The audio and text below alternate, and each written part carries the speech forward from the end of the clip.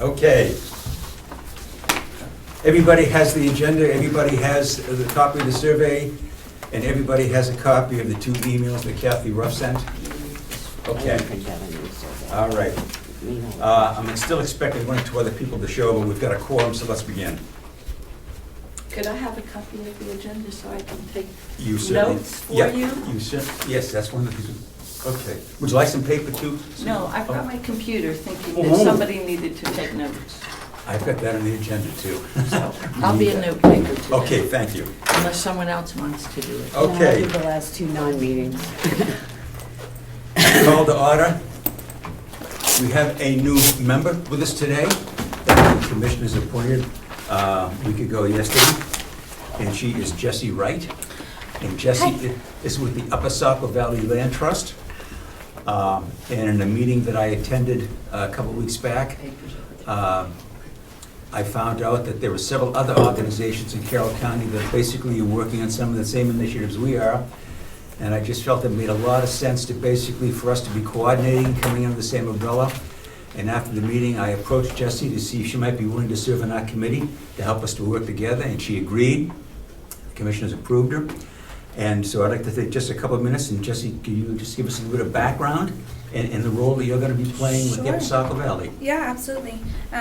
So I worked for the Land Trust for a couple of years now, and the position has come out of about 2 years worth of research and development work from the board of directors on how to keep agriculture sustainable in our area. So we're preserving all this land for community benefit, right? But how do we make it so that the farmers can actually make a sustainable living on this land that we're preserving for them? So after a couple of research opportunities, the research pointed to the fact that marketing and distribution were both 2 areas of importance that people needed help with. So we created this position to address those issues in Carroll and Oxford counties. My background is both business and agriculture policy. So I just graduated from Vermont Law School in with a master's in food and agriculture law and public policy. So I kind of come at this from a couple of different views, from my business background, from the agriculture policy, and also from working in the restaurant industry. So there's all these things that are happening, and trying to connect farmers with different distribution channels is probably going to be our main goal, but for right now we're still doing a lot of research on who's doing what in this area. Thank you. What I'd like to do is for us to go around the committee, introduce ourselves, so that Jessie isn't sitting and wondering who are these other people. Thank you. You know, I'm Steve Knox. Susan, why don't you kick it off here? Just my hearing aids. There's an app for Susan that? Wiley, and I'm from Sandwich and have been involved with the farm in very many different ways. Thank you. I'm Becky Mason from Tamworth, Carroll County resident. Frank Riley is a citizen, but presently the president of the Carroll County Farm Bureau. And I think you know Olivia. And I'm Bert Weiss, and I'm currently a write-in candidate for the county commission and trying to come up to speed on the issues. We appreciate you being here, Bert. Thank you. As you know, several meetings back, Melissa had to basically step down. Her job commitments were just taking too much time, and Melissa was our secretary. So the last few meetings, we really haven't had anybody taking the minutes. And I think we do need to have somebody here who'll be taking at least notes. So is there anybody here who'd be willing to volunteer to be our note keeper? Now, don't everybody jump at once. I don't want to pick somebody. I'm hoping somebody will volunteer. But we do need a record keeper. I would be happy to be the recorder for this meeting. Okay? So, all right. That resolves this meeting. Well, as I say, I'd like you all to give it some thought between this meeting and the next meeting. We do need someone, basically, who will keep track of all that's going on here. What I would like to do, with your permission, is to make a change in the agenda. I've been thinking about this. And what I'd like to do is to move the consultant up to head up everything else, if nobody has any problem. We're moving along on that, and I'd like to at least have us make a decision on what we're gonna be doing with the consultant going forward. Does anybody object to changing the agenda? Okay, I'll take silence as a no. My only comment is if we could set the date for the next meeting prior to the end of the meeting, because I have to leave early. Yes, I know you do, and that's fine. I We would don't have like. to do it now, but just Oh, before. before we leave, Yeah. before you leave, Olivia, yes, we should do that. I was thinking about that on the Yeah. way down as well. I'd like this to start getting into a regular routine here, because we've got a lot to do between now and the end of the year, between now and November. Okay, I have forwarded to the committee several emails that Kathy Ruff and I have exchanged, and I want to give just a little bit of background here. The early part of August, I had a long talk with a Jim Hafner, who's the executive director of the Land for Good. And as you may recall, when Andy Kendall handed out and forwarded to us the Cheshire County study that was done back in 2010, the Land for Good was one of the partners in the feasibility study. And Andy recommended them very, very highly, and so I contacted them. And as I say, had a nice talk with Jim Hafner, who's their executive director. And what he led me to believe was that that unfortunately, the Land for Good no longer gets involved in these kind of projects, which was very discouraging. But what he did say also is, he says, there's a person that you really want to be talking with. She has worked for years, and she may have even been the first executive director of Land for Good, and her name is Kathy Ruff. He says, unfortunately, she's on vacation, and she's not going to be back till mid-August. And he says, but I will leave a note and ask her to give you a call. And she did. She called me mid-August, and we talked for an hour and a half. It was a lengthy conversation. And she gave me a lot of background, but what she did, and I told her we needed a consultant, and could she help in any way? And she says, I have an extensive network. She says, and with your permission, she said, I will send out a request for a consultant into this network, which she did. Half an hour later, she had copied me on the email. She is thorough. And in about an hour and a half after that, another person in this network also emailed me back and said that she had sent the email, forwarded the email to her network, which was very extended. To cut to the chase, we've not received one response. Either everybody is very busy and no one is really interested in getting involved in this kind of work. So Kathy and I have had other phone conversations and other emails. And she said, I'll tell you what, she says, if your committee is interested, she says, I will do the work. She says, I'll write the RFP. And I said, okay. And so what I did do is I emailed Andy Kendall and I said, can you brought him up to speed on this? And as you know, Andy is unavailable, but he says, I will respond to your emails.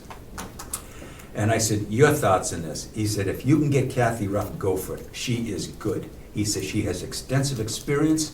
She's written a lot of grants. She's very, very involved in this. And he says she will do a good job for you. So I get back and I laid it out to Kathy Ruff. And what she did is she responded to me, and which I forwarded again, just her thoughts. So today, and she said, how soon do you need this? And I said, well, I says, as our committee has talked extensively, I said, the election could really pose problems for us. I said, we know that there'll be a new makeup in the commissioners. I said, there may be some changes in the delegation as well. So what the impetus of the interest is going to be going forward, I said, we don't know. I think to some extent it'll be how much momentum we seem to have built up in this going forward. And I said, as you know, the election's on November 8th. And she says, well, then she says, would you like the RFP done before that? And I said, yes. I said, I can't speak for the committee, we'll have to discuss this, but just arbitrarily, let's put a date of November 1st as the deadline we want the RFP done. And this gives us less than 2 months. And she said, okay, unless I hear differently, I will go on the basis that the RFP needs to be ready to go by November 1st. And I said, okay, fine, if there's a change, if our committee comes up with a change, I'll let you know. I said, one of the questions that we've not talked about is the cost. What's all this going to cost us? And she said, well, she's depending on the scope of your feasibility study and so forth, and what you're asking me as a consultant to do. She's the cost for the consultant probably is going to be in the range of $2,000 or $3,000, which I have to tell you was a lot less money than what I thought it might be. And she says, and figure the feasibility study, again, depending on the scope, she's in the range of somewhere between $10,000 and $15,000. So I felt, okay, those are doable numbers, and we have to recognize that regardless of how broad we want this to be, those numbers can change a little bit, but at least we have a rough outline here, a framework. I'm Becky? sorry, I missed what the $2,000 to $3,000 was. For the consultant to put together the RFP. So that's where we basically stand. So I guess the first thing we have to talk about is, are we willing to hire Kathy Ruff as the consultant to do our RFP and perhaps even to do the feasibility study if we can't find anybody? Questions, comments? Talk to me. I guess my question would be is, where's the money coming from to pay her? Okay, good question, Frank. We have been led to believe that both the Kendall Foundation and the New Hampshire Charitable Foundation will come up with the money to fund the RFP. Now, Charitable said they weren't gonna do anything until after the election. after the election, yes. But where the money is so, where the money is much less than I thought it was going to be, once we've made the decision going forward here, I think that Andy will probably, I don't see the Kendall Foundation objecting to $2,000 or $3,000. Now, in conjunction with that, I want to make another comment too, and in all honesty, it was something that I hadn't thought about, but it makes all the sense in the world to me. And Kathy said, based on her experience, she said, unless we have the money right in hand now for the grant, she says, no one is going to be willing to accept that grant, willing to put out that grant in the hopes that maybe someday they'll get paid. We've got to be able to demonstrate to them that we've got the money in hand going forward. I can tell you, you will not get any response at all otherwise. And that makes all the sense in the world to me. I can clearly understand that. So when we're looking at getting money for the consultant to do the RFP, we also have to be very cognizant. We need that money. When that RFP is ready to go, we need the money for the grant. Or otherwise, we're going to be just spinning our wheels. Again, money from where? Right. We're going to have to apply for grants on that.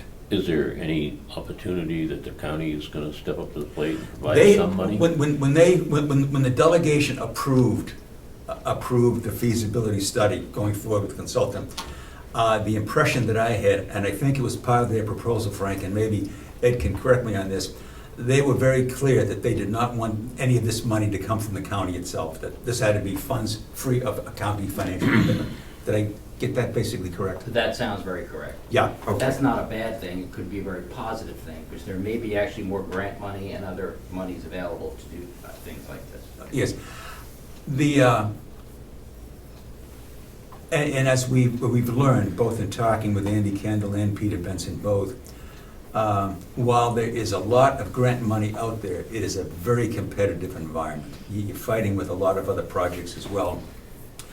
And this is why I think we as a committee realized early on that in that kind of a competitive environment, we wanted to be able to put forward the best RFP that we could, the strongest RFP that we could. Which is why we were focusing on getting somebody who could help us. Susan, you have a question? Yeah, I'm just confused. Okay. So what it looks like to me is that we are going to, there's a proposal to hire someone to write the grant to get some money to do a study, and the person who's writing the proposal to get the proposal, initial proposal, is the person who wants the job. Is this, do we call this a pre-selection? What I think Kathy said was, in some respects, she gave me a different impression than the Jim Haffner did, who's the executive director of the Land for Good. And I think it's in one of the emails here as well that she sent. She certainly led me to believe that the Land for Good may be willing to play a minor role in the feasibility study. Now, what that minor role may be, I don't know. But what I think I can say with confidence, as inexperienced as I am in sending out grant proposals requests, they're going to be going out to a lot of people. And so we will be making the decision based on the replies that we get as to who we feel is gonna be doing the best job. And it's conceivable that the Land for Good may be submitting a proposal, I don't know, but that doesn't mean we have to take theirs. If in fact they do, and there are 4 or 5 other on the table, then, we can pick the ones we want. Okay, so. To do the feasibility study itself. Again, let me back up Yeah, a little bit. you go ahead. So when we say we are applying for a grant, Yes. would it be the County of Carroll Farm Advisory Committee, or would it be a nonprofit organization like the Friends of the County?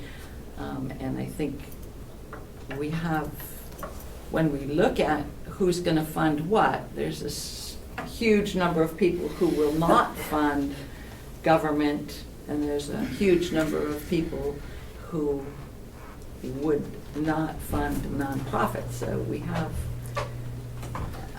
I think we have to determine who is applying for the grant. Is it the Carroll County Commissioners Farm Committee, or is it a private 5013C? I think Kathy Ruff would be in a better position to answer that question based on her experience and background as to which entity she thinks would cut through some of those hurdles and basically be able to put whatever entity in the best position to receive the grant. Because I think you're right. I think some governmental entities wouldn't really qualify for it. I don't know that. But again, I think that she would be in the best position to answer that question. I think that needs to be a question for the commissioners. Yes. Because we, as a farm committee, appointed by them, Yep. may be able to do the background work and the write-up, but it's the commissioners that would ultimately end up applying for the grant. And I think you may be right, Becky. You may be Which absolutely right. answers your 501c, because that becomes a governmental grant request. Yeah, but say those are good questions, but, and I think we need to get those answers. But I think, again, Kathy Ruff may be in a better position to help us to go through that minefield as to what's going to be the best entity. But it could, you're right, we are an appointed committee by the commissioners. In most cases, that would have to work that way, because normally they won't issue a grant to, like us, a committee. It'll have to go, like the town, for example. The town has to apply for a lot of grants for certain things, because the committees like us, they don't Yep. they don't issue grants. So as a selectman, you're the one who basically, as the managers of the town, Absolutely. you are the ones who apply in the name of the town. And I still, honestly, I'm concerned, because there still seems to be a tremendous amount of disconnects here. And, I think okay, there's disconnects between the commissioners and the delegation again. I don't have this feeling that this is blended. I think to do the RFP, personally, should be funded by the county, and get the RFP done. Then you go out and look for your grants to do the project. That's my opinion, but to turn around and try to go for grants to do the RFP, and I'm not convinced the delegation is even on board with this project, so. well, I can't speak for the delegation, obviously, but they did do, and I think it'd be silly for us not to recognize that fact, is that they did a reversal. They had voted early on, it was 12-3, to basically to start to phase out the county farm. And then they reversed themselves and voted unanimously to support the feasibility study. And I think that was quite a reversal. I think that's a yes and no.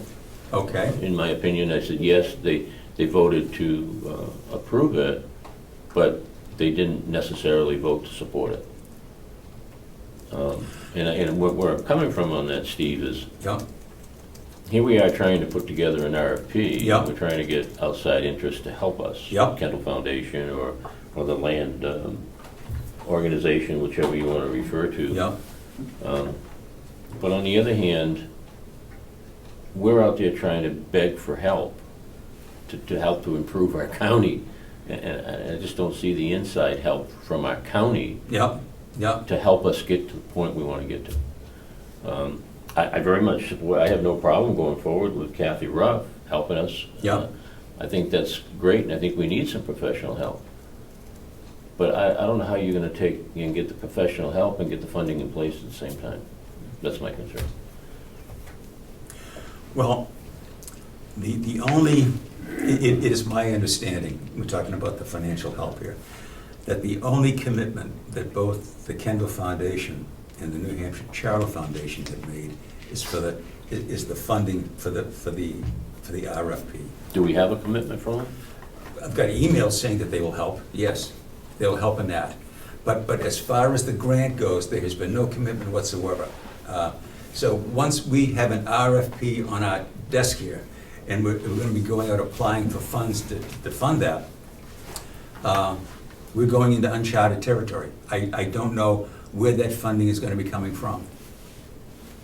I mean, it's possible, and this is a big if. I have gotten no feedback from either the Kendall Foundation or the New Hampshire Charter Foundation that they may be willing to help fund the feasibility study. I've gotten no commitment from that at all. The only commitment I've gotten is for the RFP, that they will be able to help. Well, I think that's great if they can help, and we can come up with sufficient funds for the RFP, Yeah. which is your first step. Yep. I'm just skeptical, I guess. Yeah, and again, and I hate to assume anything. Boy, I hate to make assumptions. But I think Kathy Ruff, with her extensive background that she said in one of her emails, she's applied for a lot of grants. She knows the ground that we have to cover here, the work that has to be done.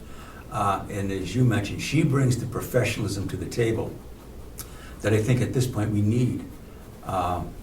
And so I think the first step to do is to decide whether we want to hire her as a consultant. Now, the other thing is, we talked about this as well, she lives in Western Massachusetts. She operates out of Keene. And I said, what is the likelihood that you can start to attend some of our meetings? She says, not very good. Which brings a question, and I'm not a technical person, Can we get some sort of a speakerphone here or something that we could all tie into if we want to talk to her on the phone? Yes, and we could also probably set up a Skype type of thing as well. Okay, good. Because I just don't want to be operating through emails and relaying phone messages. I want the whole committee to hear what's going on here and to be able to ask her questions. Sure.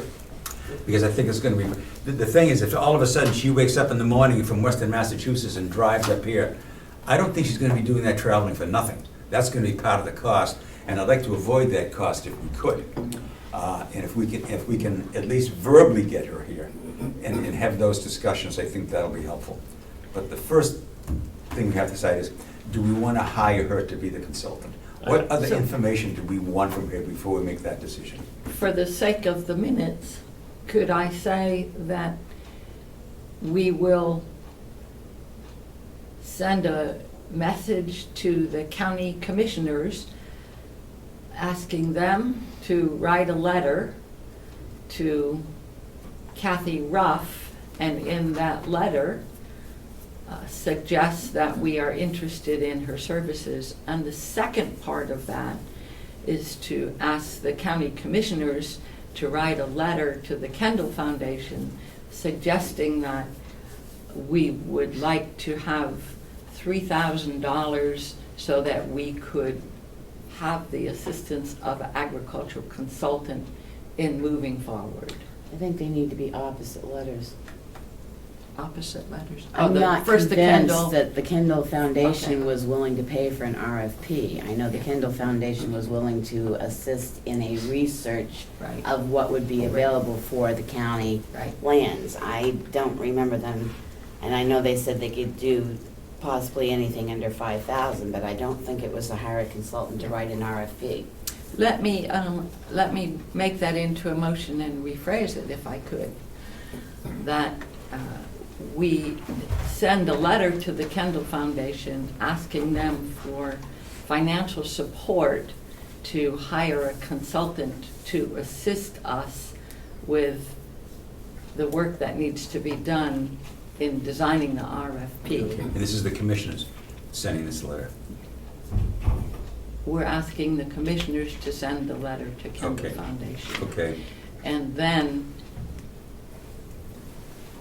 we go on from there.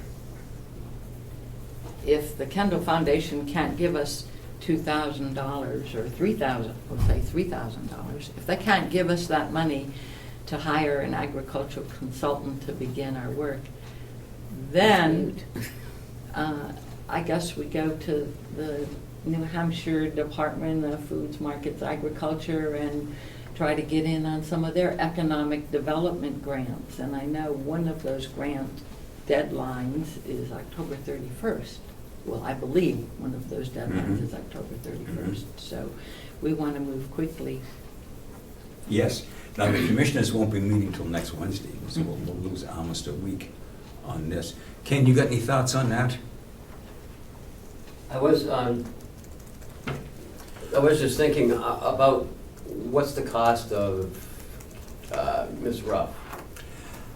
Do you She know any of that? estimated, she said that based on the breadth of the scope, of what we're looking for in the RFP, she says we'll determine, she says, but I'm thinking maybe $2,000 or $3,000 to get us to the RFP ready to send out. Okay, So we could be looking at $2,000 or $3,000.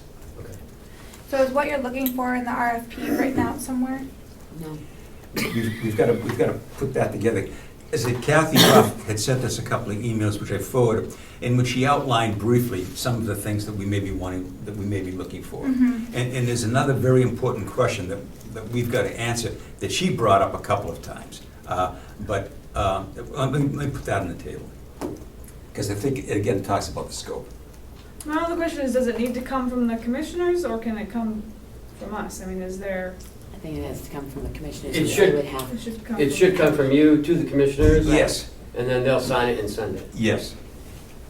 But it's the commissioners who basically, we're a committee appointed by the commissioners. Yes, So certainly. it should go through them. Yes. Yeah, and I think we're all in agreement on that. But I think Ken's right, we can Right. compose the letter. Yes. Give them a copy, they'll sign it and Yes, forward it and through. send it along. so should we vote on Susan's, Yeah, we have a motion on the table, it has no Yes, second. okay, is there a second? I'll second that. Okay, further discussion? Can you read that motion back to us, please, Susan? It's a problem when you talk too much and try to write at the same time. I have that problem. That we will send a letter to the commissioners. We will write a letter to the Kendall Foundation. We will forward that letter to the commissioners for their approval. That letter will ask for $3,000 to begin the process of writing the RFP, Hire a Okay. consultant to, to hire the consultant Hire to begin the a process. consultant to write the RFP. So I may be just playing catch up here a little bit, but it seems like we're a little bit ahead of ourselves if we don't know what we're asking her for. So if you don't know exactly what's in your RFP, then how do we know that she's super qualified for it? And how does she know how much she's gonna charge us? It doesn't seem like there's enough details to be worked out to be asking for money for it yet. Okay, That's- this gets back to the scope. Yeah. And that was what I said, there's an issue here that we really need to discuss. we still have a motion on the table though, we either have to vote it Yes. or table it or something until we have this second discussion. Okay, There's still a let's just motion on table the it for the moment. Will you basically withdraw I'll your make a second? motion, I'll make a motion that we table the Yes, discussion on the and- motion. okay. present. Because we need to discuss the scope. Need a second. And Kathy Ruff and I had a long conversation on this. And she said, okay, let's talk about this a little bit. She said, she says, is the feasibility study to basically determine whether the county farm and lands have a future as a standalone operation? She says, or is the feasibility study to determine a role that the county farm and lands can play in a regional food system? And I said, that's the question.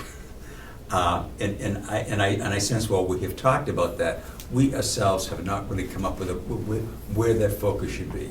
And I think, I sense from talking with Kathy that she said, well, you gotta resolve it. Where do you want the focus to be? What is the issue? Now, if I recall, and Ken, you jump in here, anybody else, when the commissioners created this committee, the focus was on what is the future role for the Carroll County Farm and Lands.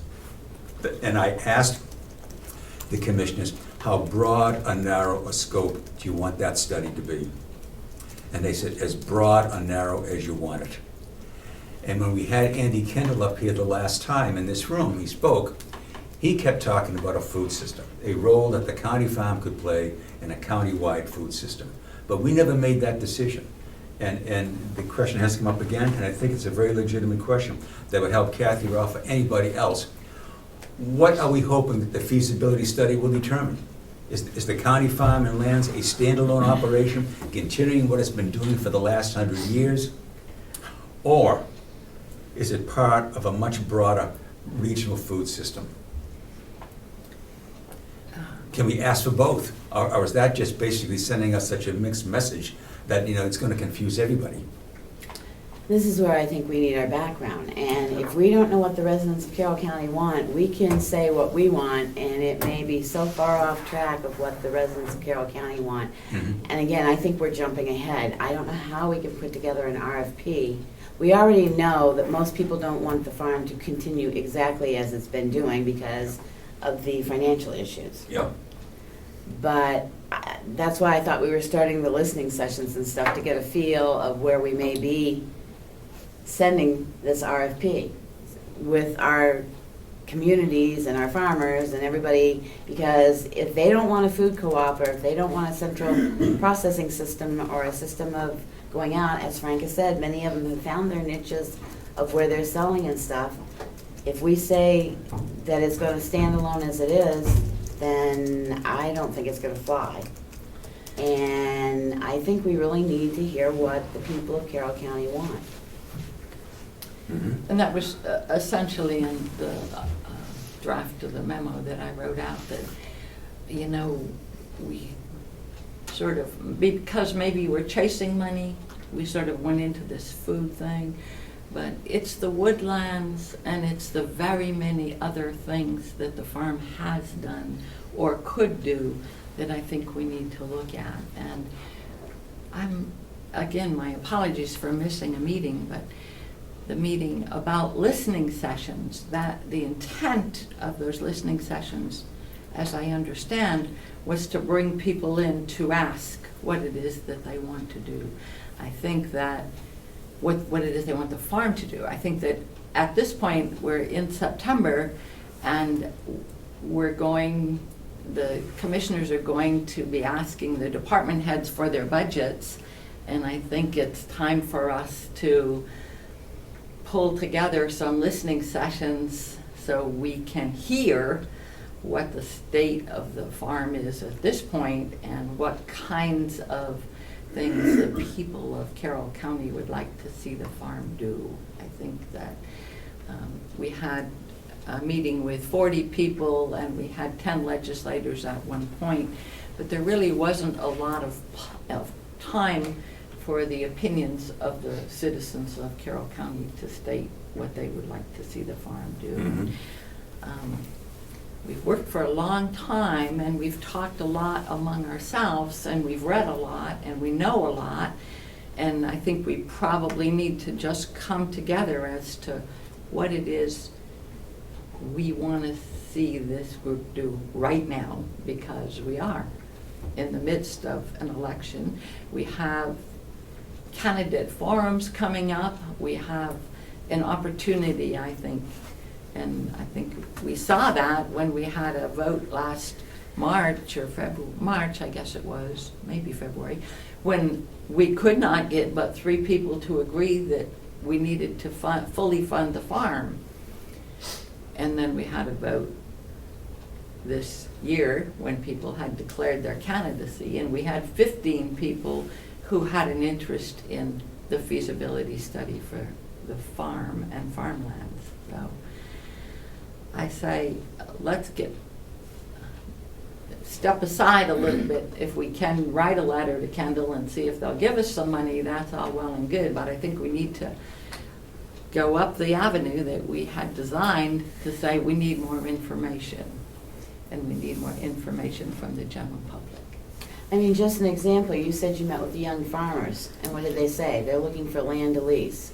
Yes, I. Commissioners here said they wanted to lease farmland. We don't have farmland. We have a half acre to 3/4 of an acre that is actually farm producing vegetable, what young farmers are looking at.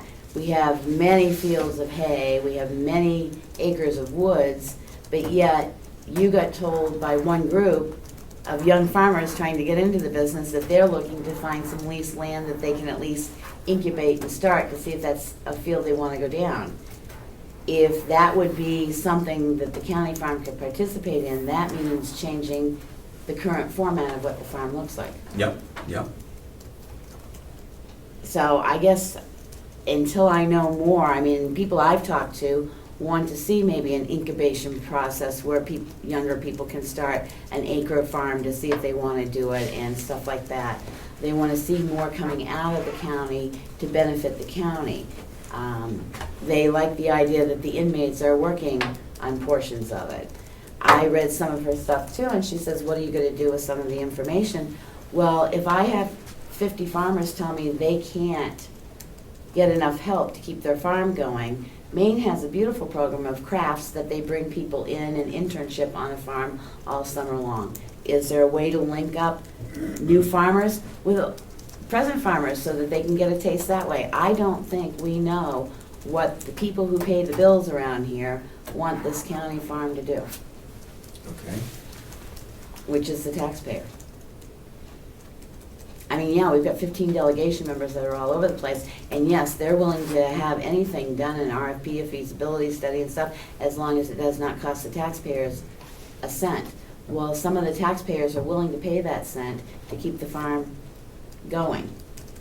So I think we really need to find out what people want in the area. I know we've talked about food co-ops that you yourself had said you're not sure a co-op would work. They've had a processing plants up north that have shut down, Yeah. so.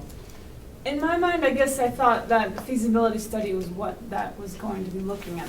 The feasibility study that is paid for by consultant to do that they would be having the listening sessions and gathering all this information and making a report at the end of it. So in my mind, we shouldn't go forward with our own listening sessions, that should be led by Land for Good or whoever is going to be doing the feasibility study with our help. Yeah. We would obviously be involved with that and helping that organization do the feasibility study, but And that has been my sense as well. that was just my Yeah. understanding of it, And- but you guys are talking about something Yeah. sort No, of and opposite of that.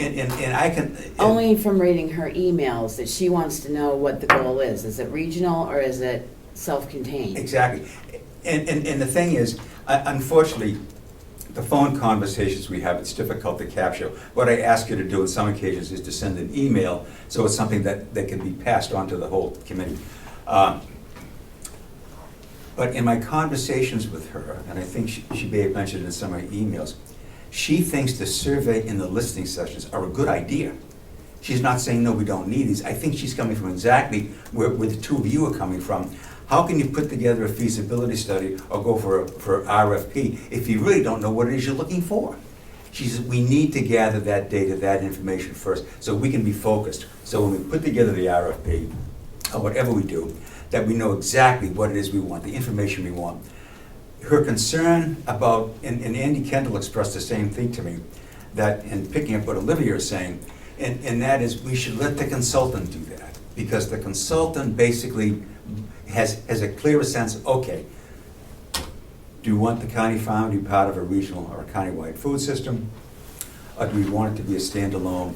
How do we gather, how do we get those listening sessions and those surveys to really basically determine what it is we're looking for? Well, that was my question with her, because that wasn't mentioned in any of her consulting stuff. Her Yeah. consulting stuff was hire me and I'll write an RFP. Yes, yeah. Well, I agree with, I'm sorry, Jessica, that we're not there yet. No, we're I mean, not. her email's very clearly stated, if you hire me, I'll write the RFP, and here's how you write here's the quote sample of the RFP. Yep.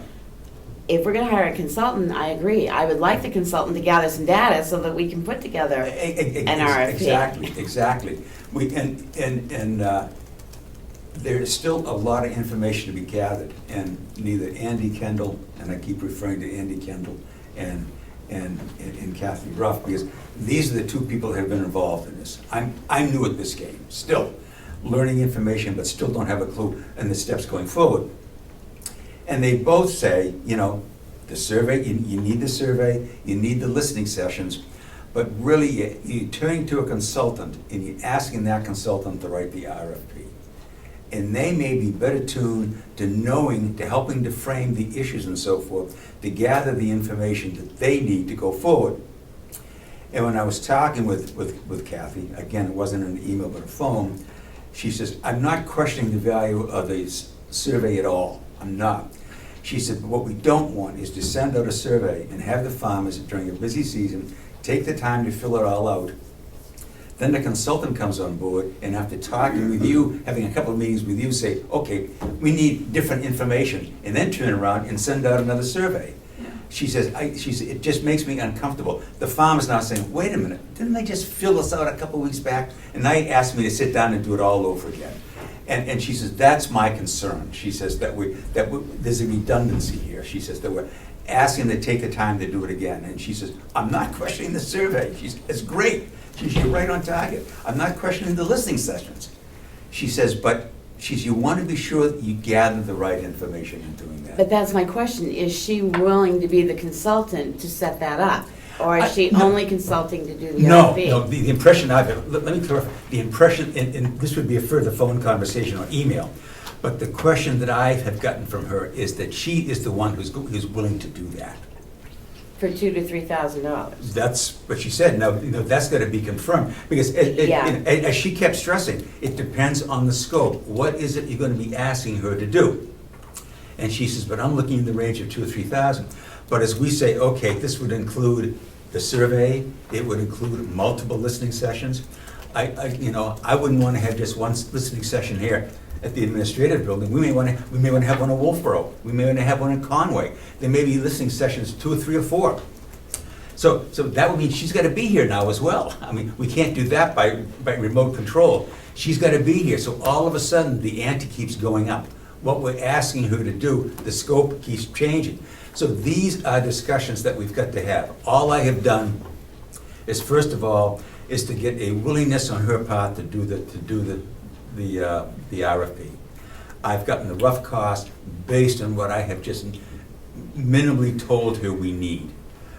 So what we need to determine, as I said, is what is the scope that we want her to do? And she may say, well, the scope is now broader, much larger than what you and I have discussed earlier, and now we may be looking at $5,000 or $6,000. I don't know. But I think she's willing to give us a firm number. She's got to know, what is the scope of the operation you want? What is it you want me to do? And that's very reasonable. Jesse, you seem to be thinking there. So should we decide that now? I want to decide that now. Let's do it. We're wasting time. Yeah. So, for the sake of the notes here, I'm saying we want her to design and implement a survey. A survey and listening sessions. And to assist us in the planning of listening sessions. Yes, I think Becky is right on target on this. That is information that we need. Otherwise, we're just guessing.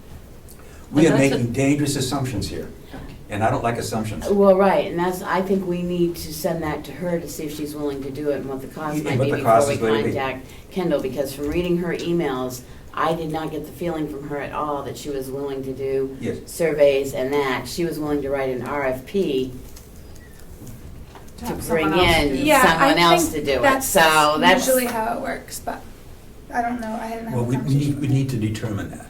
And yes, okay. I'm going blank. Let me write this down.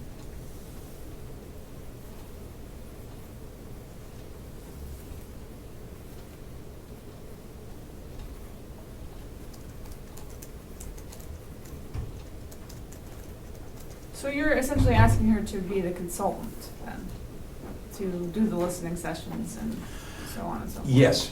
Yeah. So no RFP then? Well, it's going to lead to the RFP. She is going to write the RFP. But I think, with the sense that I'm getting here now, in my phone conversation with Kathy, I think, first of all, she wants to know, what is the scope? What is it, if I'm writing an RFP, for, what is it you're asking people to do? Right. And if we're saying, well, we want to, you know. Right, well, I think in her Yep. little email where she said this is, you know, an example of what I want, we could add in there whatever we want. She just Yep. gave an example. That's all, based on our conversations. Right. And, you know, and I tried to stress that the committee itself had not made a decision yet, so any conversation that she and I have may be revised dramatically as we get more committee input. So what I will do is, what else, other than the survey, the listening session, and what will come out of. Sessions, period. I mean, sessions, plural. Yes, sessions plural, yeah. And what comes out of those surveys in the listening sessions is she will then write the RFP, having a clearer sense of exactly what it is this committee is looking for. I'm so confused at this now. Oh, okay, all right. I'm sorry. So it's like the RFP is basically just saying, we have this question of where does the county farm fit into a, Carroll County food system? Say you want to go that broad. And then that gets put out to X number of consultants who say, yeah, I want to work on that project. And then we select a consultant, and then that consultant does the listening sessions, does the surveys, and figures out how to answer the question. No. Okay. What I think we're talking about is, even though we haven't taken a formal vote, I get a sense that since Kathy Rupp is the only person who has stepped forward and agreed to be the consultant to write the RFP, that basically we're going to be going with her. Haven't taken a formal vote, but that's the sense that I have. So the thing is then, so her question has been, okay, what do you want the RFP to ask for? This is a request for proposal. What do you want this group? I don't think you need a listening session to do that, though. Well, I how don't do think we- you need to have all these formal meetings to ask someone to be a consultant and then have the consultant do more listening sessions about what. I think we're getting turned around here. Yeah. Okay, now I'm confused. Yeah, I think using the phrase request for proposal is where the confusion comes from. And it comes from back when Chairman Umberger asked Right. for a request for Right. proposal. And I think what she was really asking for was a design for a study, and what would it be that people wanted to study, and who could we get to do that. And clearly, this committee we don't have the professional expertise to be able to do that. So what we want to do is to find someone who's going to work to set up the sessions and to design and send out the survey. And then we get the data back and the report back. And from that point, we look at designing a feasibility study of what should happen at the farm. And I think we toss around the word request for proposal to the point we've confused ourselves. I don't know Okay. that, but. Let me kind of regurgitate that a little bit to see if I've got it correctly here. What we want is, we want a feasibility study done. That's the ultimate goal, is to get a feasibility study done. In that feasibility study, what we're asking this group to do is to explore through their means, research, surveys, studies, whatever, basically to come up with options, solutions for what the future of the county farm may be. That's what we're looking for. A proposal, a study to then present to both the commissioners and the delegation. But the thing is realizing that our own inexperience in this, saying, okay, well, what is it we're going to be asking a grantor, not a grantor, but an outfit that's going to be doing? What do we want them to do? What is it we're asking them to do? I'm coming into this in the middle here, but Yeah. it seems to me that the basic question is very simple. We have this parcel of land. how can it best be used to benefit the taxpayer of Carroll County? So what I hear you saying is that you want to do a feasibility study with some experts who can tell us, these are the things that you can do that would best benefit the taxpayers of Carroll County. And so you're trying to figure out how to get that feasibility study to happen, right? Yeah. So the question that you're asking Kathy Ruff is, how do we ask for that to be done? Yeah. What are we expecting? It's XYZ company that says, okay, I'll do the study for you. What is it we want XYZ company to do? I mean, to me, that's the bottom line. Well, isn't the basic thing is to tell us how to best use this parcel of land? Exactly. I mean, isn't that fairly simple? It is simple, but I think, as we have discussed here, is some of the input we've gotten, is you're right, what is the best use of the county farm that gives it a future? Is it basically as a standalone farm operation, which can be financially supportable, that we've had for the last 100 and some odd years? Or is using the county farm as part of something much bigger? And one of the examples that we put on the table and have discussed, it becomes part of a county-wide food system. Or is it basically, as Becky has mentioned and we have mentioned, it's basically, it becomes a starting point for small and beginning farmers, basically to use the land asset to help them determine if a farming career is right for them. I don't even think we have to go to that detailed level. We're asking the consultant, what is the best use of this? You're right. And they figure that out. By putting in stuff like, is an incubator farm the best thing to do with it? That's putting our own opinions on what could be done with it. So we just throw that question out there. What's the best thing to do with this piece of land? How can it most benefit Carroll County? And let them figure it out. Let Kathy do the research and the studies and listening sessions without us saying, here are the options, because there might be options that we aren't even thinking of. Yeah. Absolutely. So I think we're overanalyzing a little bit. Just ask that simple question, and then it's her job to figure it out. What is the best future use of the county farm? Yeah. What is the best use of the county farms in regards to the taxpayer? Because we've already been told by the delegation, and the delegation may change completely, but I don't think so, that they want this to start self-supporting and not be a burden onto the taxpayers. And if you go into a consultant, I mean, I saw Cheshire's report and everything, and they still haven't been able to, their feasibility study with everything they told them to do with that land still has not furthered through them on their county farm. They're still at the same place they were 100 years ago. So that has been the primary focus of, there has to be a way that eases the burden on the taxpayers, which many of us sitting here don't think it's a big burden, but the delegation does. They have said time and time again, anything that is to be done without taxpayer money. Whether it's feasibility study, whether it's a learning center, whether it's whatever, with no taxpayer money involved. Instead of saying taxpayer money, how about we just change our thinking to say efficient and effective and sustainable farm? Because I totally agree with you that there are many people who would love to see their money go into this farm. And I would like to think that our legislators represent us in our thinking, so.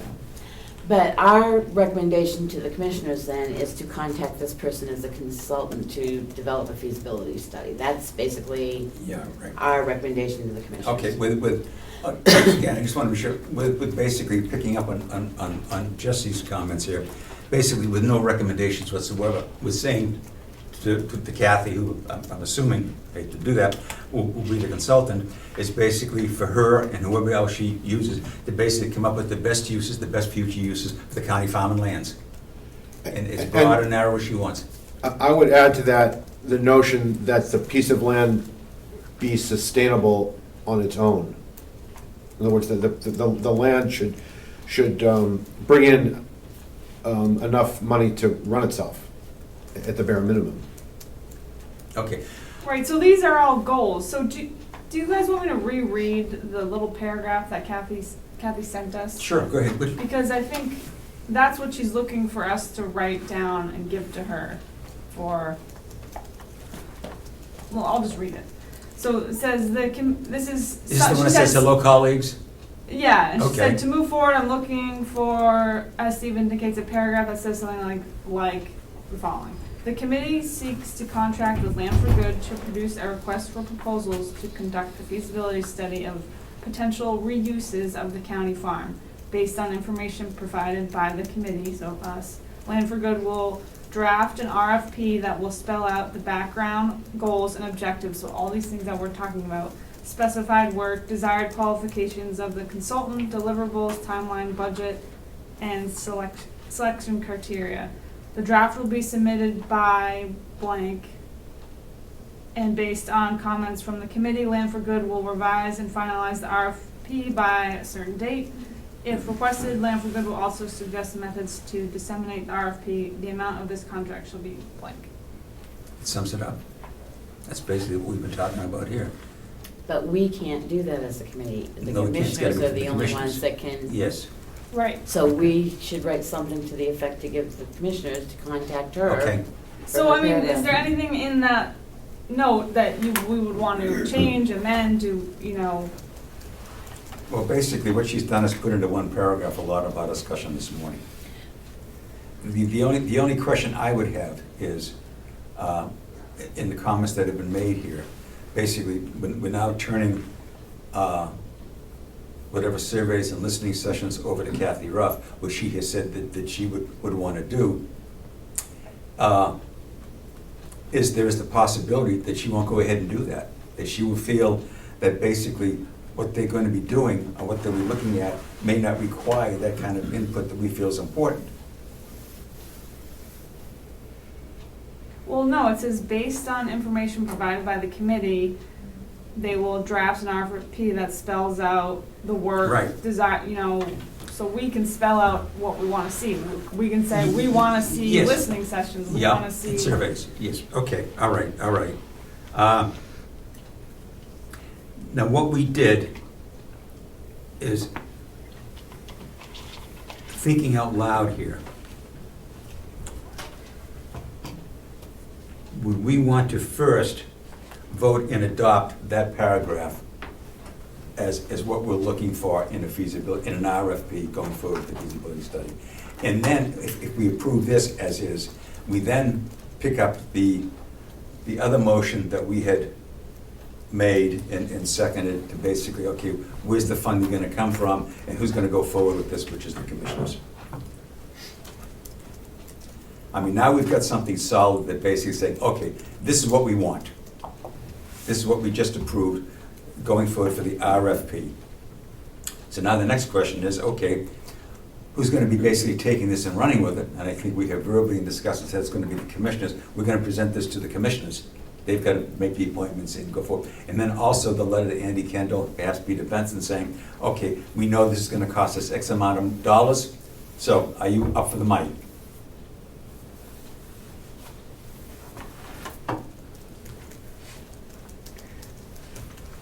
Because we can pass all the motions in the world, but if basically the money isn't there, then we're dead-ended.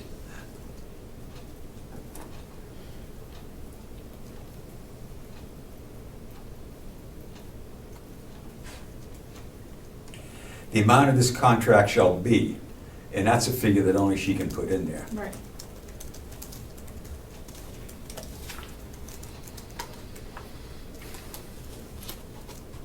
And then you get into if it's over $5,000, it has to go out to bid.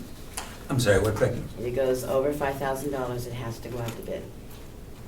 Okay, That's rules of the Okay. county. okay, Fine. over 5,000, it's gotta go up, okay, all right.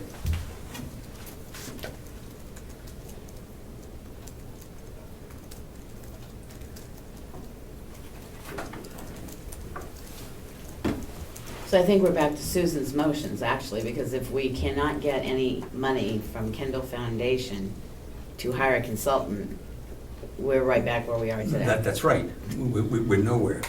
But I would suggest that putting these things in order, that we're asking for the money, but we're asking for the money for what? We're asking for the money for a proposal here that we want Right. to. To spell out the background, goals, objectives, specify Exactly. work, This start is what we're- qualifications right. of the consultant. Exactly. So we- Deliverables, timeline, budget, selection criteria. Exactly. all So that by stuff. approving this, we now have something that someone says, well, what do you need, say, $5,000 for? We need the $5,000 for this.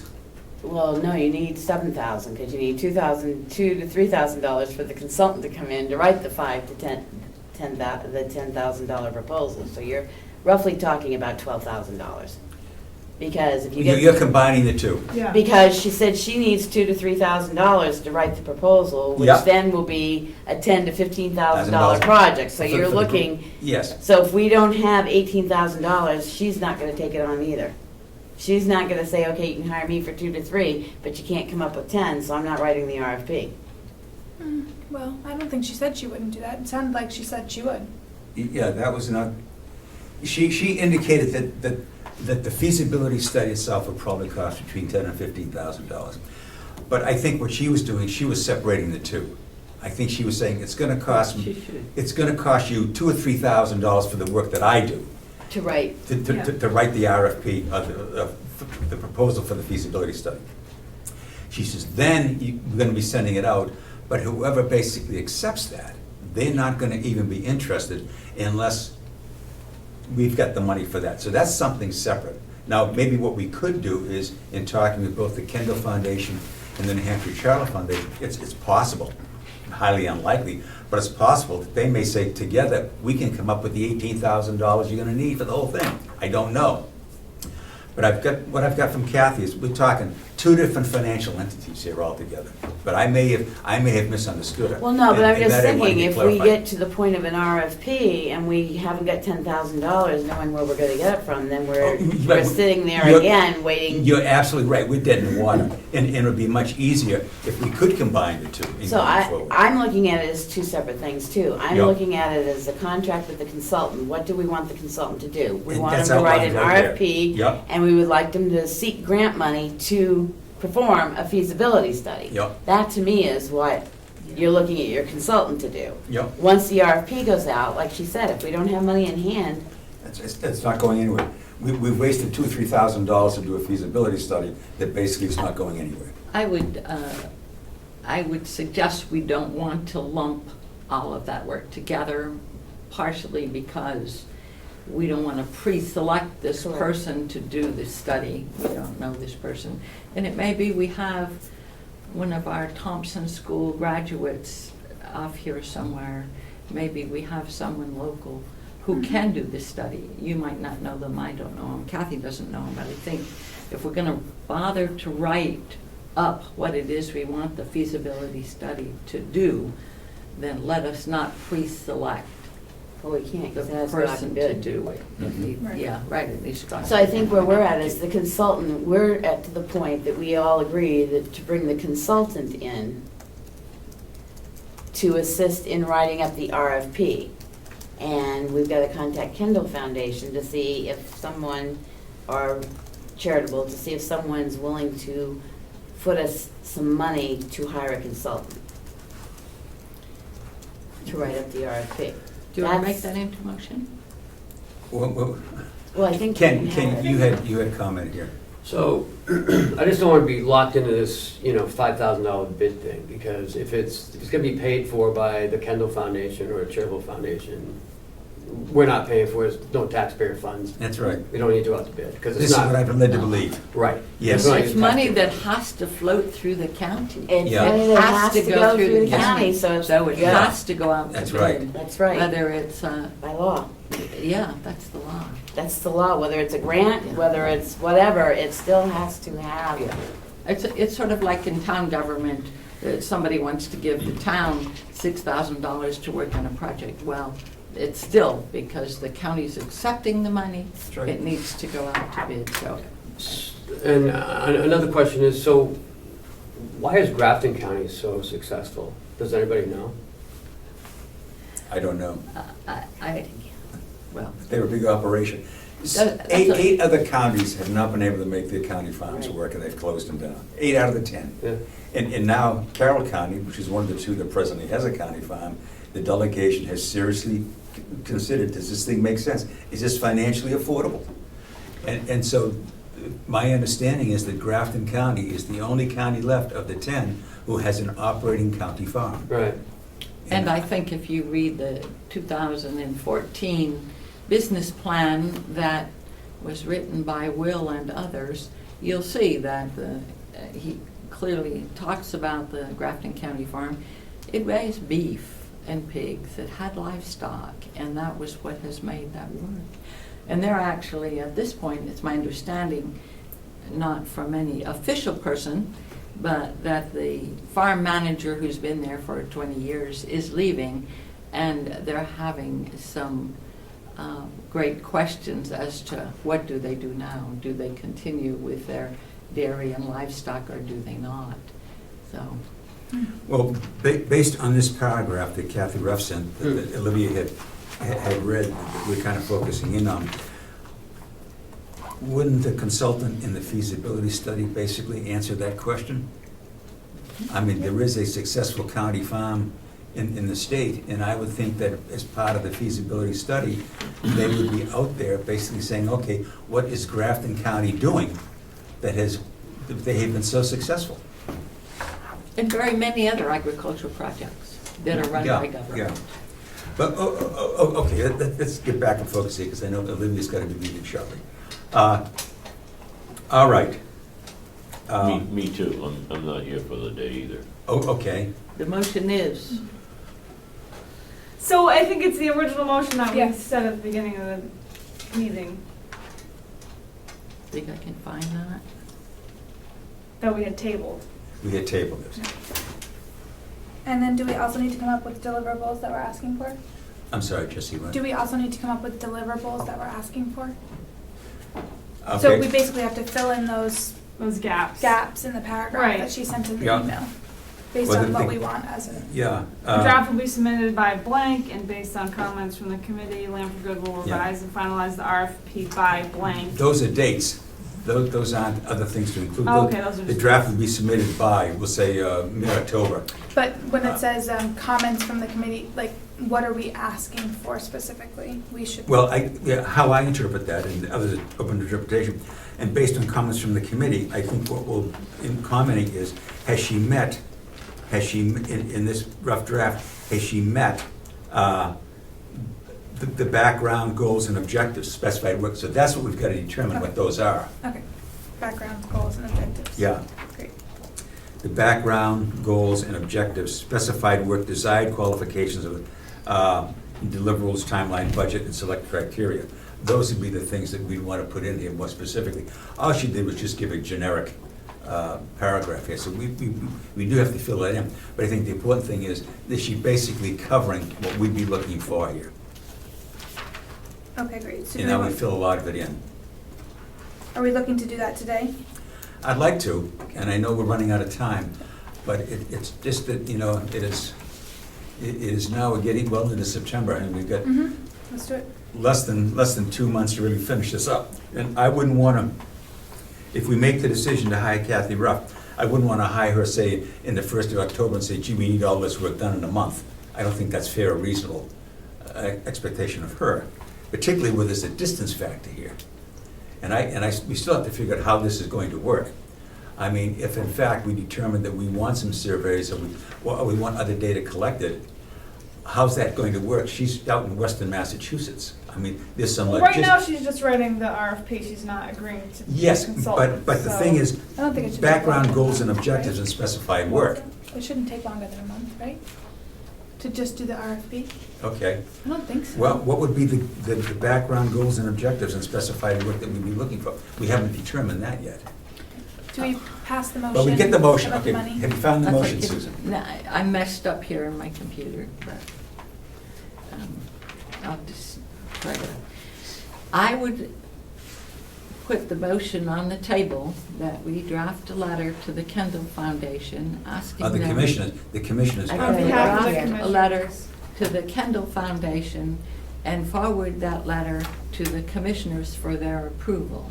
The letter would request up to $3,000 to be used for data, for the gathering of data, including listening sessions, the questionnaire, and hello colleagues. What was that? Long Oh, sentence. right, the paragraph. Right, right. Okay, I'm not sure that's what the $2,000 is for, the listening sessions. The $2,000 is just for writing the RFP. That's right. I'm an optimist. she had said up to 3, and I think you put I said up 3,000, to 3. yeah. What's gonna be the subject matter for the proposal? The, whatever backgrounds, goals, objectives that we decide on. And we want If I'm to spell those out a understanding little more correctly. specifically as Mhm. well, Mhm. as to what those are going to be. So basically, we're going to be writing a letter to the Kendall Foundation asking for $3,000 to prepare a proposal for the feasibility study. Mhm.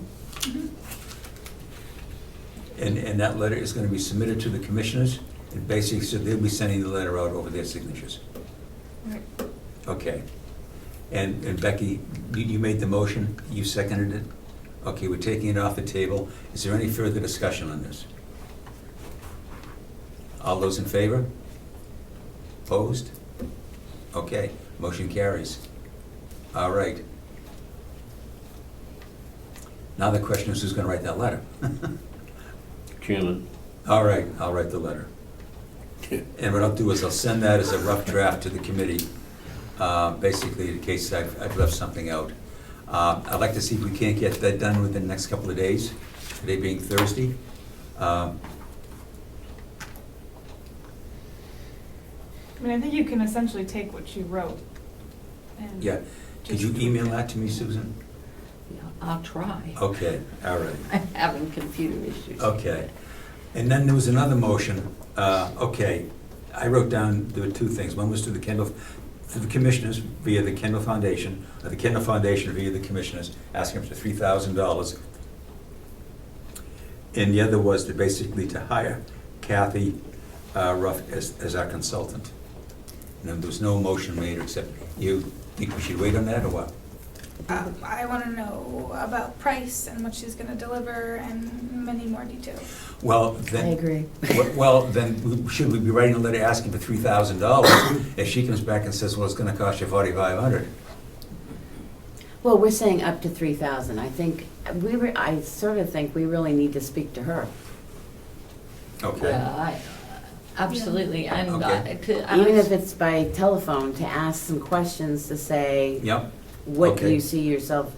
I mean, we can set the goals and stuff, but I think it was pretty clear with Andy Kendall.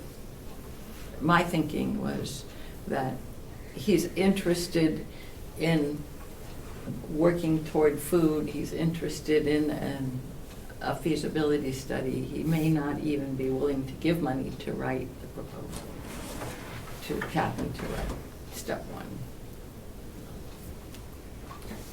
Well, I think if you're just going for, see if there's money available to do it, because you need your money to be available before you can actually go forward. right. that's right. I have a problem there, but I would like to answer one other question that's been bounced around here 7 times this morning. The reason this Carroll County farm has failed and this county is in such a pickle is because the elected officials are not doing their job. Yep. And I think the reason Grafton is successful, you find out that those elected officials are doing their job. Mhm. That's my opinion and only my opinion. Okay, Can I ask a question there? Are you referring specifically to the commissioners or to the delegation? Anybody that's elected in this county, Delegation. anybody that's elected in this county, the commission is elected too. Well, but it includes the delegation. Correct. Okay, I just want to understand. Absolutely. Just one more thing to clear up before Olivia leaves, then. We had scheduled a listening session for September 21st that I assume is off the table now? Because it's been broadcasted, we're holding it, so Yes. if it's off the table, then we need to get Yeah. which I think is a shame. Yeah, It had think been broadcasted, we had worked on it, that was one of our goals. I think we are educated enough to hear what people say, to see where we might go. It might give us, even if it's just one listening session, we had 40 people that attended Andy Kendall's presentation and stuff. I just, for transparency and stuff, I Well, just who's think gonna it be doesn't leading hurt. that listening session? I mean, what, like, I don't even know, that wasn't on my calendar, so somehow I missed that at the last meeting. And I have other meetings happening, that's also the same night as the Carroll County Farm Bureau meeting, which they have planned. All I'm saying I think is, there's a lot of work we need to do before a listening session, putting together an agenda, who's gonna facilitate a listening session and gather data. There's a lot of really pointed questions we need to ask. I think that needs to really have a lot of work done beforehand. well, what I'm saying is it has been broadcasted through the paper and everything, through commissioners' meetings and everything, that you're having it. So if you're not having it, then it needs to be canceled immediately. So that needs to be either I brought mean, up to I the don't think commissioners that's a or good night for whatever. it, because that is the night of the next Farm Bureau meeting. And we are gonna have our County Bureau meeting. Right. We have a tremendous Right. amount of key things that we need to discuss Right. and resolve. But I say, it's been brought up at every commissioners' Yeah. meeting, it's on tape, it's been brought up in the paper, so I think then that Damien needs to be contacted and the commissioners need to be made aware that that is not going to take place. Okay. It's probably better to cancel a meeting than to run a really bad listening Right. session and have people not come to the next one Yeah. that's run by a consultant. And I agree with that. So I think we need to cancel that for the 21st. So who does that? Who cancels it? Ken, did you have it on the website? I thought it was on the website too. Yes. So it needs to be taken off the website. Yeah. We'll need to get hold of Damien. I'll be And- happy to And do that. the commissioners need to be made aware because they've brought it up at their meetings. Yeah. Okay. I would like to suggest that we have a public meeting, and in that, sometime in October, and in that public meeting, we talk about what we have done and where we are, and ask for input from community citizens. Just as we had that meeting with the delegation, there were very many people who were here, and there was very much conversation in the community about that. And we happened to have had a public meeting this last week in Sandwich, and there were almost 46 or 48 people there. And the question was asked by several people, what is happening with the county farm? So I think we should talk about it publicly, and I don't know quite how we do that, but if we can set up something as we did here to say, we're moving forward, and again, we need the publicity, we need a month to set it up, and we need to find a facilitator. Maybe that we need to have Will involved, and we need to have the forestry plans available, and the kind of things that we have looked at, so that when people ask questions, we can, refer them here. Well, okay.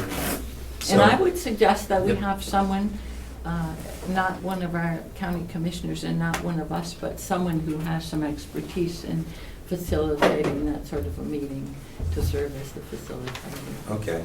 Can But- that just go into the consultant's job, You should be able to. right? I mean, that can be one of our requests, that the consultant has. Yes, except the timing of it, we're not gonna know whether we have money by then, by the middle of October. And I think it should happen. The middle of October. I think depending on how soon we get the letter to the commissioners before to Andy Kendall, it's now September 8th. I would hope that by mid-October, or even by earlier, by the end of September, we would know whether Andy Kendall was going to be able to speak for the foundation, saying, yes, the money is there. He has been, even though he's basically not available now, he has still been following this. And I would hope that within, a couple of weeks, if the commissioners send a letter out to him early, that he'd be able to get an answer. But I think it's right. In that is, I think we should cancel the September 21st one. Absolutely. But the other thing is, if we're planning on doing this, say, mid-October, and then just grabbing a date, there's a lot of work, as the point has been brought up, there's a lot of work that has to go into that. It not only has to be publicized, but we probably want a facilitator, we want to be able to organize the format and so forth to make it as productive as possible. And if in fact we're going to be looking for the consultant to do that, then they have to be brought up to speed as well. Yeah, I don't think we need to have a consultant. I think we could find someone.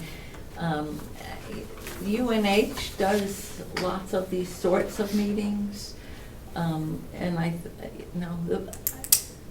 it's a half a day's worth of work to do the publicity.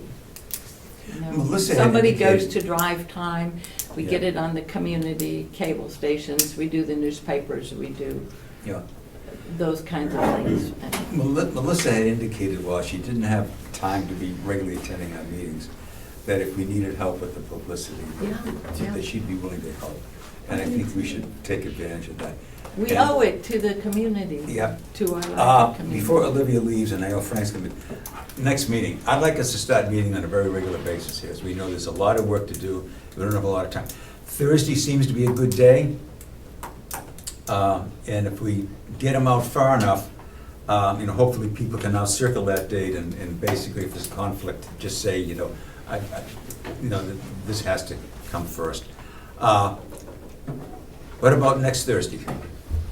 It would have to be after 11, Has to be after 11 on Thursday? Yeah, I wouldn't be here. No. because our next commission meeting next Thursday, Okay. and not Wednesday. Well, is there a day next week, the latter part of next week, that does work? I'm trying to, no. Not for me. No. The following week, All right, the following week, what does the following week look like? Thursday, the 29th? That's 2 Wait, weeks out, isn't yeah, it? the 22nd is the next. Yeah, it's 22nd, So next week is the 15th, and then yeah. 22nd. What does the 22nd look like? And the 29th. That's a Thursday, 8 o'clock on the 22nd? I have to be somewhere at 10 to 11:30, so I'm busy then. Well, that gives us a half hour more than what today is. So the Well, I'd 22nd, still need to leave at 9:30. what's that? I'd need to leave at Okay, 9:30 okay. to get to my next. So, how does that look on your schedule, Ken? Would this room be available Thursday, the 22nd, Yes, 8 AM? yes. Okay. And then the following meeting would be, let's set up a few of them. Yeah, okay, the 29th?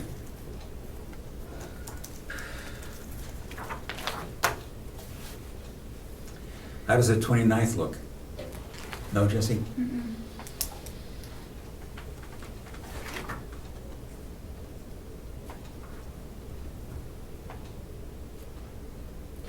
I just don't want to leave Kathy Ruff hanging out there in limbo, that's all. Is Thursday your only day? I mean, Well, all right, what about?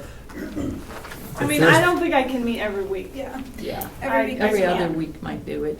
Okay, Could we go October? what's the first Thursday in October? It's October Sixth. 6th, but maybe earlier that week if we could go Okay. October 4th. Well, Wednesday's out because the commission, Becky, you're saying no, I'm gone Tuesday the the first, 4th? I'm gone the first 2 weeks of October, the first 2 weeks. yeah, so. What pick about you, whatever meeting Frank? dates you What want. days? Mondays are out for me, I just. Mondays are can't- not good for I can't you. do Mondays. Okay, Mondays at town, I spend my day at town. okay, okay. So if we can't have Becky, but other people, we might try. I would say set your meeting dates and those that Yeah, can what about attend Tuesday? can What about, attend. what's October, what's the Tuesday, first? October 4th, The only day I'm available that week is Friday. Friday, October 7th. I'm sorry, Thursday. That's Freiburg Fair Week, so Right. I'm just gonna throw that out there. I'm I knew probably- that. Yeah. And it's Yeah. sandwich the Yeah. following weekend, Monday. And Columbus Day and, Thanksgiving, Christmas. yeah. That's what I say, you're just gonna have to See you pick in dates and 2017. those So that do can we get go here back can get to here. Well, what Thursday, I October? don't want, I'd like to have some consensus here, because this summer, we had 2 meetings in which we didn't have a quorum, and they were just work sessions, and we weren't able to take any votes and make decisions. So before we leave, I'd like to have some rough dates here, that people say, okay, I can be there. I don't want to be throwing out a date and nobody shows up. I think you may have to go meeting to meeting. You get the 22nd locked up, and on the Yeah. 22nd, then try to I come know, up with a but date that fits people. My hope is that if we can go far enough out, whether it's the second and fourth Tuesday or Thursday, whatever, that people say, okay, I have those dates. So if something else comes up, they can say to these other groups, this is not a good day for me, I've got a prior commitment. So As every a- other Thursday? Does that make us, take us to October 6th and then to October 20? No, if we met the 22nd, then 2 weeks later would be the 6th. That's what she Okay, said, that's October what she 6th, said. and then Okay, And then all the- right. And then the Let's- One year out the 22nd? other. Okay, You're just saying you're gonna meet every 2 weeks And on a then the Thursday at 20. 8 AM yes, from this week. right. And what I'm hoping is that people will go home and take this calendar and circle those days, so that now, if there's a, because I know we're running into now, people say, well, you know, I've got a conflict, I can't make this meeting. But if they know far enough in advance, I'm hoping that they will reschedule other events. Okay, so. Every So other no- Tuesday seems to work for me. Every other Every Thursday? Tuesday or Sorry, Thursday. Thursday. Okay, all right, all right. So the 22nd of September, and after that, it's October 6th. And these are 8 AM. And the time works for everybody? Okay, now, Well, I don't know, October, it's could Henry we keep and- going in October 20th and then November Third. 3rd? And Henry and Wendy Said will that get too here if fast, they time can. went too fast in that statement. October 6th and the 20th, and November 3rd. okay. Third. So then it'd be, after November 3rd, it'd be what, the 17th, November 17th? Yes.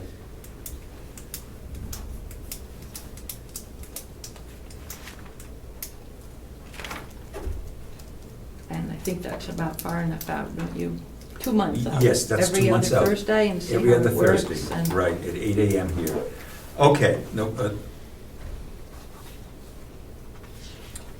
what we decided upon is that, Susan, you're gonna send me a rough draft of a letter that'll be going to the commissioners, but to the Kendall Foundation, asking for Yeah, $3,000. I'll do it quickly. Okay.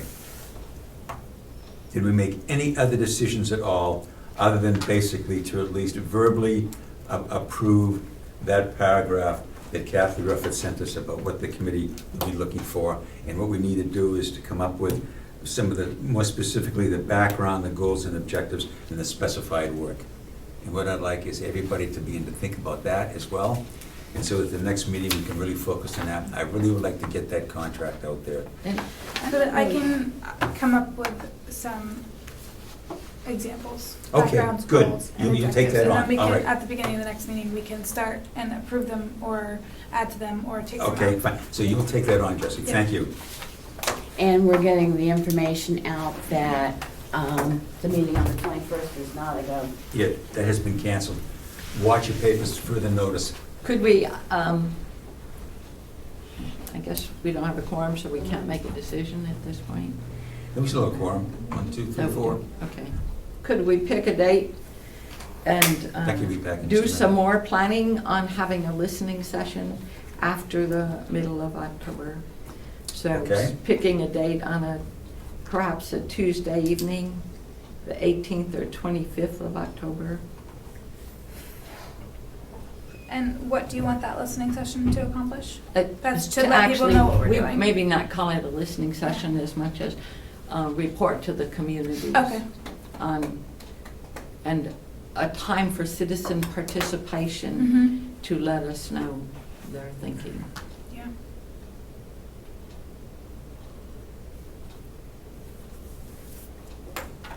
And would we do that here, perhaps, in the evening? We Or can try it here. then, yeah, The first one.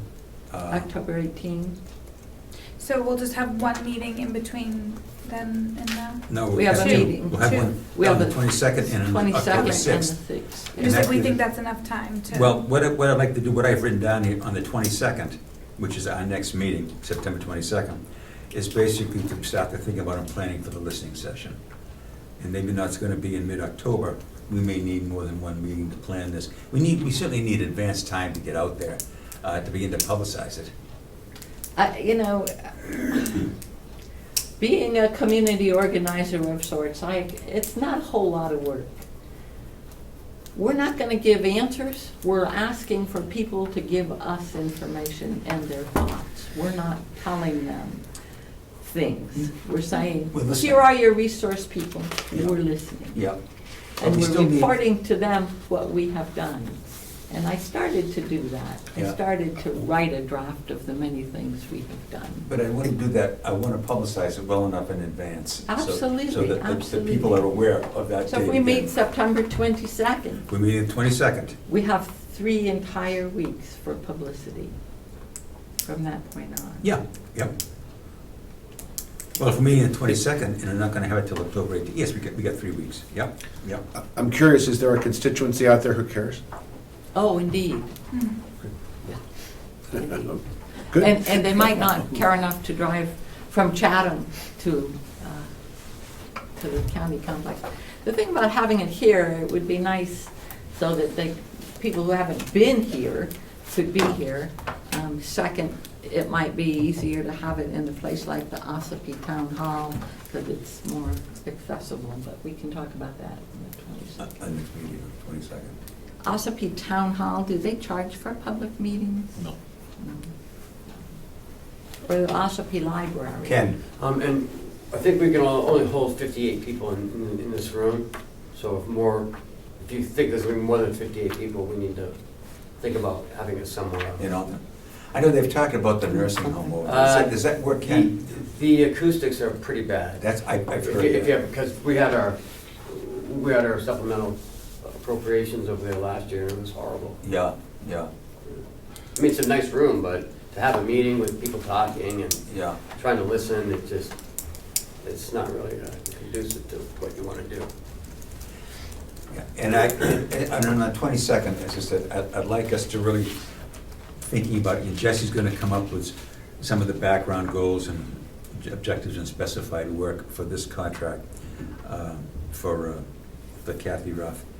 Well, but Jesse, additionally, what you're probably not aware of, or maybe you are aware of, is there is also a delegation committee that is looking at possibly the idea of an educational learning center placed in this area as well. So I think that should be included in any feasibility study that we're doing, is that also adding in that educational learning center. Yep. I would like us on the 22nd to make a decision, as I say, on a contract here. If we're going to be hiring a consultant, Kathy Ruff, I'd like to bring her on board as soon as possible. Like, if we're tentatively planning a listening session or sessions in mid-October, I definitely would like her input into this thing as well. But We can't hire the consultant, the commissioners have to hire the consultant. Yes. So again, we're gonna have to try and get this information so that you can get it to the commissioners so that they can Yes, but You hire also them at need your their money meeting. appropriated too before you. Right. we need the money appropriated, right. I'm hoping that we can, as I say, and I may be wrong, but certainly Andy Kendall and Peter has said he'd like to wait till after the election.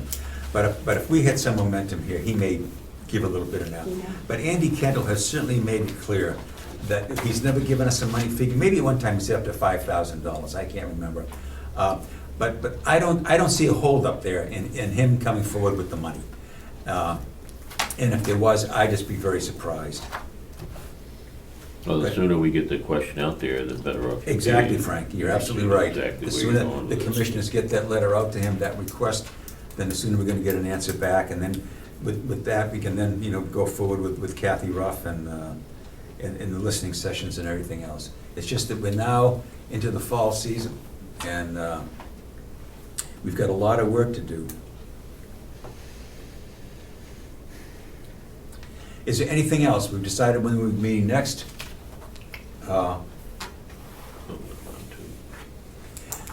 We've picked out a schedule. Is there any other business to come forward?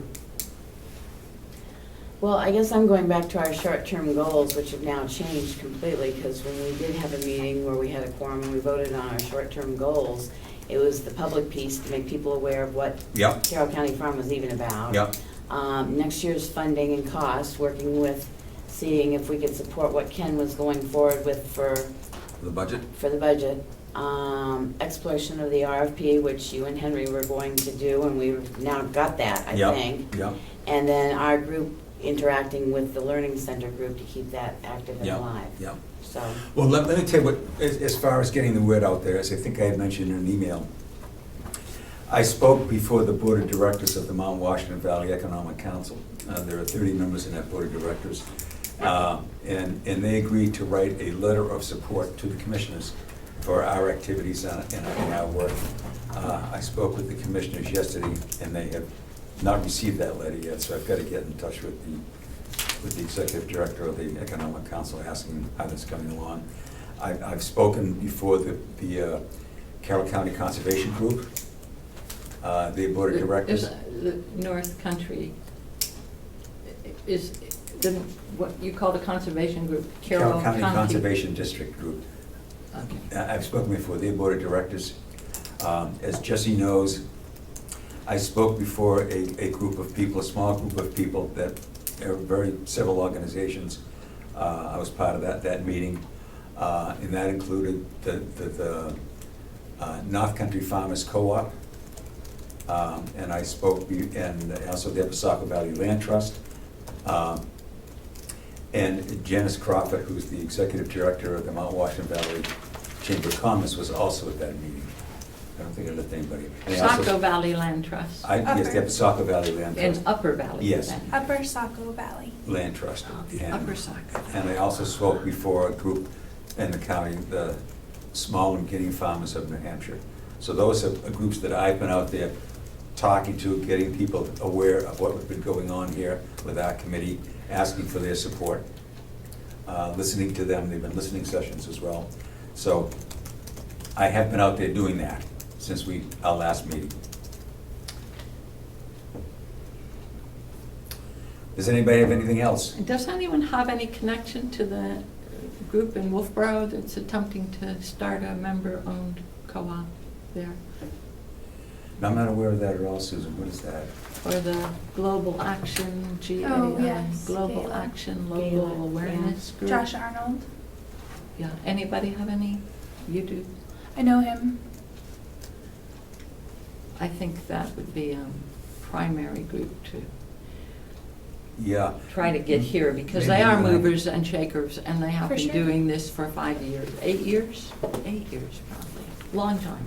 And Okay. very opposed when there was a conversation about what's going to happen to the county farm, very opposed.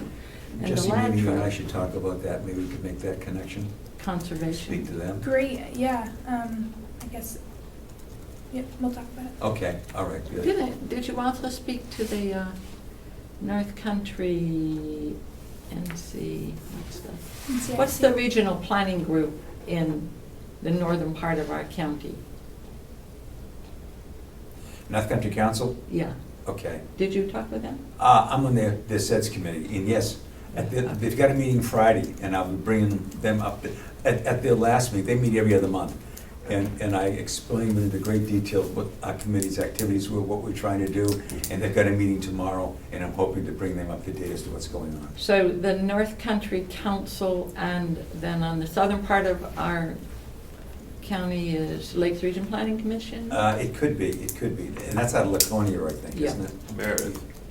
Meredith. Is it Meredith? Okay, all right. Now, I also had an interesting, based on that Upper Saco Valley Land Trust meeting that they had, I had a conversation the next day with a Julie Moran, and she is basically the driving force in the North Country Farmers Co-op, and they've been around for a number of years. And I think, and Jesse, you may know more about this than I do, she's got about 20 farmers up there that basically, they now pick up twice a week, go around, pick up produce in a refrigerated truck and deliver it to retail outlets. A few restaurants here in the Mount Washington See you Valley. 22nd. Frank, see you later. Thank Yeah, you. you bet, 22nd. And we have one in the Ed, thank you. very north of New Hampshire, I want to say it's in Colebrook, That's her. that works with Quebec. That's her. Is that- Yes, yeah. She has a couple of farmers in Quebec, I believe, also that. And what was interesting is we have talked about marketing, distribution, and so forth, and networking. And she's been doing this for a number of years, and I'm a big believer is don't reinvent the wheel if you don't have to. And she already has a marketing and distribution network. And I asked her, I said, one of the opportunities that we're looking at here in Carroll County is basically what you are already doing on a more limited basis. And I said, would you be willing, if it could work out, would you be willing to move further south into Carroll County and to pick up farmers and network here? She said, I certainly would be willing to discuss it. Good. So that important component of networking and distribution and retail operations, that may already be there. And so anyway, if there's no other business, I'll accept the motion to adjourn. Motion to adjourn. Second. All those in favor? Thank you very much.